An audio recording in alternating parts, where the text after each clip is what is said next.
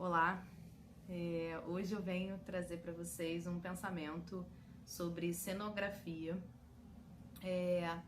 Geralmente, quando no teatro a gente pensa em cenário, né, a gente pensa em estruturas materiais que vão ambientar a cena, né?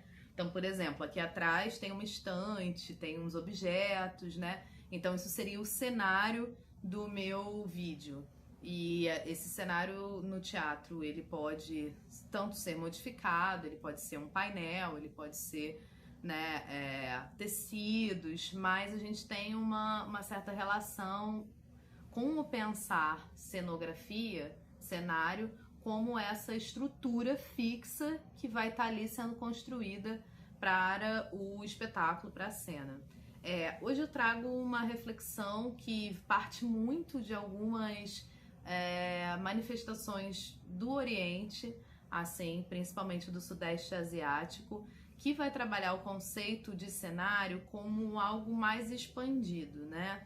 Então, por exemplo, quando a gente pensa em espetáculos que trabalham o teatro no ou as danças indianas, a ópera de Pequim, você vai ver que eles têm umas certas ambientações fixas, mas muitas coisas acontecem, muitos ambientes, muitas histórias são narradas, sem que haja uma ilustração daquele ambiente.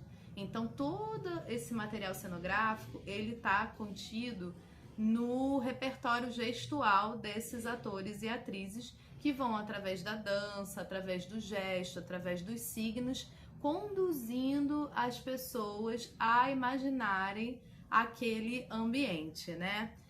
No Oriente, a gente pode falar que a única manifestação que você vê que tem muitos cenários muito bem produzidos e que vão se modificando é o kabuki. Mas as demais manifestações, né?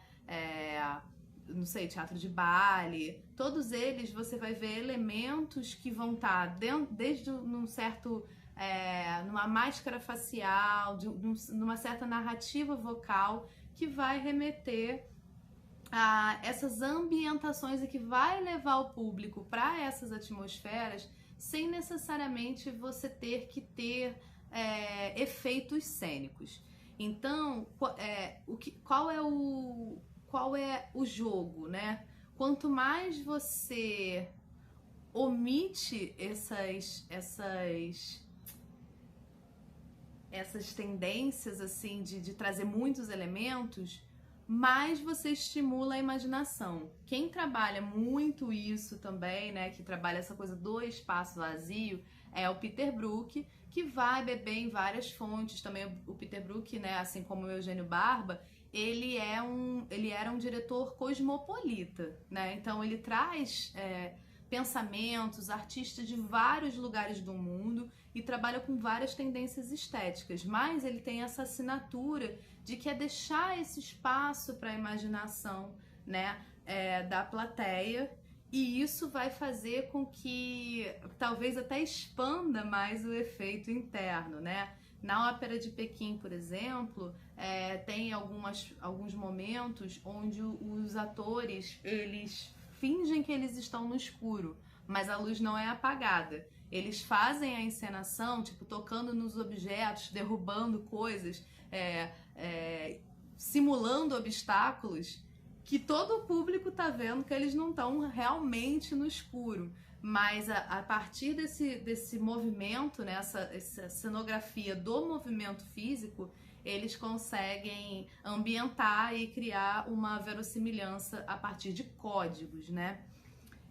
Se a gente for trazer um pouco para as trajetórias do Ocidente, assim, a gente pode pensar um pouco na comédia dell'arte, né, que tem aqueles personagens, eles estão ali, né, com aqueles trejeitos, aqueles tipos, mas não há cenografia, tudo é através de um jogo de corpo, de narrativa, né? E o teatro elizabetano, né, com Shakespeare, que trabalha essa coisa da cenografia verbal, né? Então, através do texto, é muito interessante porque eu tenho dentro, né, eu tenho imagens de ambientações, né, do Macbeth, do Hamlet, que essas imagens, elas estão muito mais relacionadas ao texto, ao que é falado, do que exatamente as montagens que eu assisti, os filmes que eu vi.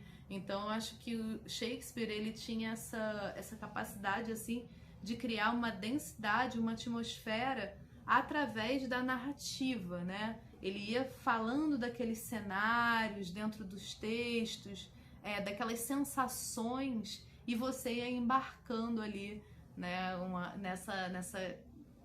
nessa narrativa literária, né? E aí você pensar então, né, a gente está falando um pouco dessa cenografia, que é uma cenografia do movimento, que é o corpo que vai trazer esses códigos que você vai mudar, né, de cenário a partir de como que o ator está falando, como que ele está olhando. Uma narrativa que tem a ver, uma cenografia que tem a ver com verbalização, então que a gente pode falar de uma cenografia verbal. E também existe uma outra forma de cenografia, que é a cenografia através do figurino. Existem figurinos que são como próteses, são como extensões, né, daquele personagem ou daquele local. Então, mais uma vez, na Ópera de Pequim, né, às vezes o exército, ele entra com as bandeiras de um determinado país nos seus ombros, né? Então, entra aqueles atores com aquelas bandeiras, você já entende que aquilo ali é um cenário de guerra. A gente tem também máscaras, né? A questão da prótese dos atores, como que eles fazem para se expandir no espaço ou se recolher, se ocultar, né? A gente pode pensar também na iluminação enquanto cenografia. Muitas vezes ambientações são feitas apenas com luz e máquina de fumaça, né? E aí a partir disso, você cria atmosfera, e unindo todos esses elementos, né? O verbo, o gesto, o figurino, você também faz uma composição cenográfica. Então acho que é isso, trouxe esse vídeo um pouco. Eu tenho pensado em resgatar alguns conceitos que eu estudei, né, e a partir de certos livros, e agora eu peguei esse livro aqui, que eu já, se eu não me engano, eu já dei a dica de leitura, que é A Arte Secreta do Ator, do Eugênio Barba. Se não dei essa dica no YouTube, certamente no Instagram eu falei desse livro. E aí eu vou pegar alguns verbetes desse livro e de outros livros que eu já indiquei para falar um pouquinho mais aprofundadamente do que tem, né, de conceitos nesses livros. Então hoje eu trouxe um pouquinho do conceito de cenografia, um conceito mais expandido, que pode ser explorado pensando exatamente a cenografia como esse campo que não precisa se limitar à materialidade do fundo da cena, né? Então, acho que é isso. Até a próxima. Bons estudos e boas encenações.